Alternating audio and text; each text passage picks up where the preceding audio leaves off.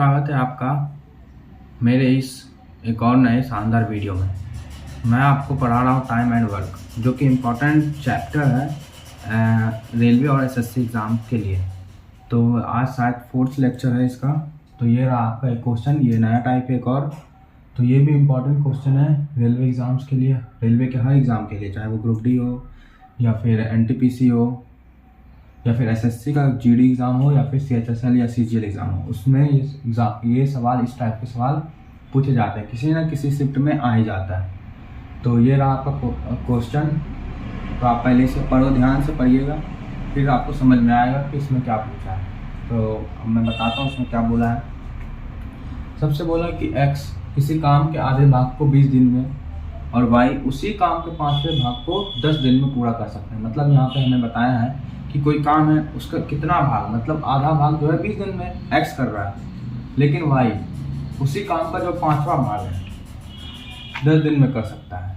तो अब जैसे जैसा दिया है क्वेश्चन वैसा वैसा करते जाएंगे। दो व्यक्ति हैं x एंड y, दो व्यक्ति, हमने दो व्यक्ति लिख लिया x एंड y। अब x क्या बोल रहा है, सबसे पहले हमें निकालना पड़ेगा कि x पूरा काम कितने दिन में कर रहा है, क्योंकि x आधे काम को 20 दिन में कर रहा है ना। तो हमें x का पूरा काम कितने दिन में कर रहा है वो निकालना पड़ेगा। तो मैंने ये टाइप बताया आपको पहले या दूसरे क्लासेस में ही, आप जाकर देख सकते हैं कि x आधा भाग मतलब 1/2 भाग कितने दिन में कर रहा है, 20 दिन में। तो जब इसको सॉल्व करते हैं तो मैंने क्या बताया था, जो भाग है उसको उल्टा करके इसमें मल्टीप्लाई कर देते हैं। मतलब x कोई भी काम है वो 40 दिन में ख़त्म करेगा, उसी तरह y 1/5 भाग है 10 दिन में, मतलब ये 50 दिन में जो है y पूरा काम खत्म कर देगा।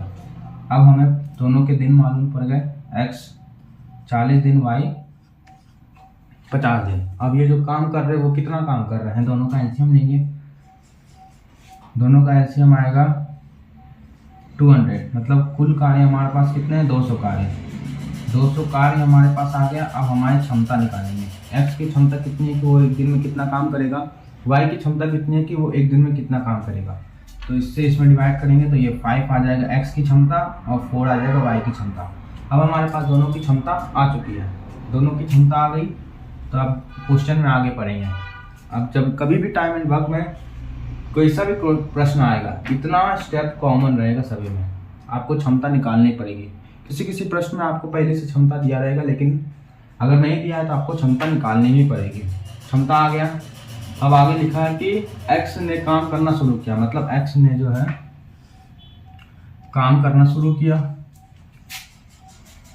x ने काम करना शुरू किया, लेकिन उसने सिर्फ 8 दिन काम किया और चला गया। x प्रतिदिन 5 कार्य करता है। अगर वो 8 दिन काम करेगा तो वो कुल 40 कार्य खत्म कर देगा 8 दिन में। अब शेष कार्य कितने बचेंगे, शेष कार्य 200 है, 200 में 40 माइनस करेंगे तो हमें शेष कार्य मिल जाएगा, जो कि है 160 कार्य। अब 160 कार्य किससे करवाना है, y ने शेष काम पूरा किया। अब शेष काम है इतना, y के द्वारा करवा देंगे। और जब भी हमें दिन पूछेगा तो इसकी क्षमता से कुल कार्य या फिर बचा हुआ कार्य को डिवाइड करते हैं, तो y जो है 40 दिन, मतलब y 40 दिन में ये कार्य खत्म करेगा और x 8 दिन में इतना कार्य पूरा किया। तो हमसे पूछा कि उन दोनों ने काम पूरा करने में कितने दिन लिए, दोनों ने। तो यहाँ स्टार्टिंग में x ने कुल 8 दिन कार्य किया, फिर y ने बचे हुए कार्य 40 दिन में किया। तो हमारे पास आंसर आ गया 48 दिन। ये है हमारा आंसर। नेक्स्ट चलते हैं अब अगले क्वेश्चन में। तो ये रहा आपका दूसरा प्रश्न, आप ध्यान से पढ़िए, इसमें थोड़ा सा डिफरेंट है और इसमें अभी पिछला आपने जितना पढ़ा है वो सभी इसमें आ जाएगा। तो देखिए इसमें क्या बोल रहा है कि a और b दो व्यक्ति है, किसी कार्य को क्रमशः 15 दिन व 10 दिन में समाप्त कर सकता है। मतलब यहाँ पे सेपरेट सेपरेट दिया है कि a किसी कार्य को करता है तो 15 दिन में, और जबकि b उसी काम को करता है तो 10 दिन में समाप्त करेगा। अब बोल रहा है कि यदि उन लोगों ने, मतलब a और b ने 7 कार्य शुरू किया करना, 4 दिन बाद b छोड़ देता है। ध्यान से देखिए, दोनों ने 7 कार्य शुरू किया और 4 दिन बाद b ने छोड़ दिया। 4 दिन बाद b ने छोड़ा, फिर a नए कामगार c के साथ कार्य करता है। मतलब b ने कार्य छोड़ा तो काम छोड़ते ही ए ने नए साथी सी को बुलाया, और जब वो दोनों मिले तो जो 4 दिन तक ए और बी मिलकर कार्य करके गए थे, वो शेष कार्य को 3 दिन में ए और सी ने मिलकर समाप्त कर दिया। अब क्वेश्चन में क्या बोला, यदि सी अकेला कार्य करता, मतलब सी अकेला कार्य करता, तो जो टोटल कार्य है उसका 40% भाग कितने दिनों में समाप्त करेगा। तो अब सॉल्व करते हैं। तो जैसे जैसे जहाँ तक हमें पता है उतना कर लेते हैं। ए और बी 15 दिन और 10 दिन में कोई कार्य समाप्त करता है, ठीक। अब हमें कुल कार्य पहले निकालेंगे। कुल कार्य, इन दोनों का एलसीएम होगा, एलसीएम आ जाएगा 30। ये होगा ए की क्षमता, ये हो गया बी की क्षमता। हमारे पास दोनों की क्षमता आ गई।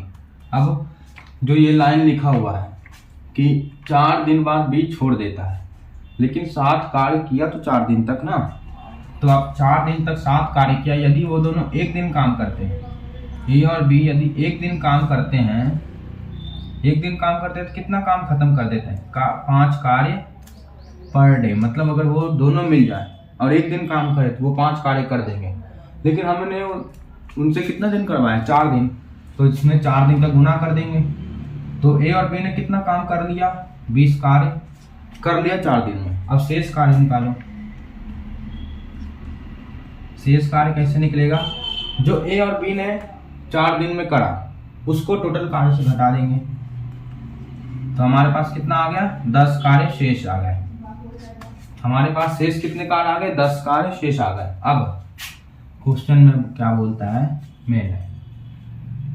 अब इस कार्य को करने के लिए ए ने सी के साथ कार्य किया और 3 दिन में समाप्त किया। तो इसको 2 तरीके से कर सकते हैं। देखिए क्या बोल रहा है, ए सी के साथ मिल गया, ठीक। तो शेष कार्य कितना कार्य है, 10 कार्य।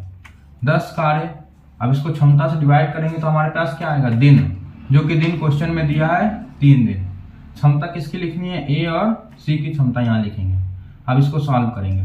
10 ए की क्षमता हमारे पास कितनी है, 5 तो टोटल है, ए की क्षमता 2 है, तो ये 2 + सी बराबर 3, बराबर लिख देता हूँ 10/a + c बराबर 3। ए के प्लेस पे हमने क्या रखा है, 2।